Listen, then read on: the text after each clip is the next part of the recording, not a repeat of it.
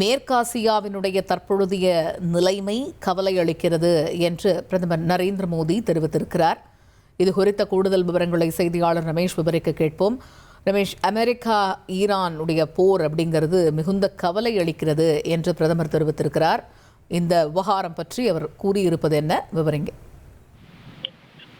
Canada பிரதமருடனான சந்திப்பிற்கு பின்னர் செய்தியாளர்களிடம் பேசிய பிரதமர் மோடி மேற்காசிய பிராந்தியத்தில் நிலவக்கூடிய சூழல் தங்களுக்கு மிகவும் கவலை அளிப்பதாக குறிப்பிட்டிருக்கிறார். ஈரான் மற்றும் இஸ்ரேல் இடையே போர் நீடித்து வரக்கூடிய நிலையில் அதைத்தான் பிரதமர் மோடி மேற்காசிய பிராந்தியத்தில் நிலவக்கூடிய சூழல் தங்களுக்கு கவலை அளிப்பதாக தெரிவித்திருக்கிறார்.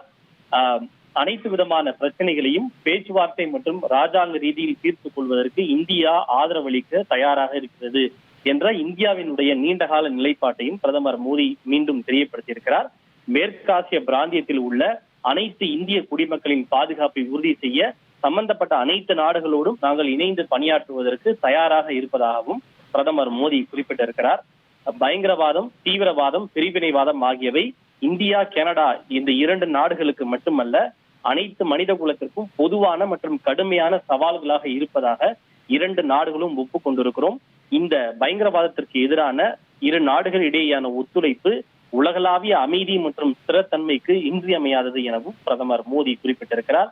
ஒரு முக்கியமான நாட்டினுடைய தலைவருடனான சந்திப்பிற்கு பின்னர் பிரதமர் மோடி இதனை தெரிவித்திருப்பது மிக முக்கியத்துவம் வாய்ந்ததாக பார்க்கப்படுகிறது. இது தவிர கனடாவோடு நீண்டகால யுரேனியம் விநியோகத்திற்கான ஒரு முக்கிய ஒப்பந்தமும் கையெழுத்தாகி இருக்கிறது என பிரதமர் குறிப்பிட்டிருக்கிறார். இந்தியா அணுசக்தியின் மூலம் தயாரிக்கப்படுகின்ற மின்சாரத்திற்கு அதிக முன்னுரிமை அளித்து வருகிறது. குறிப்பாக இந்த அணுசக்தி மின்சாரத்திற்கு மிக முக்கியமான ஒரு மூலப்பொருள் யுரேனியம்.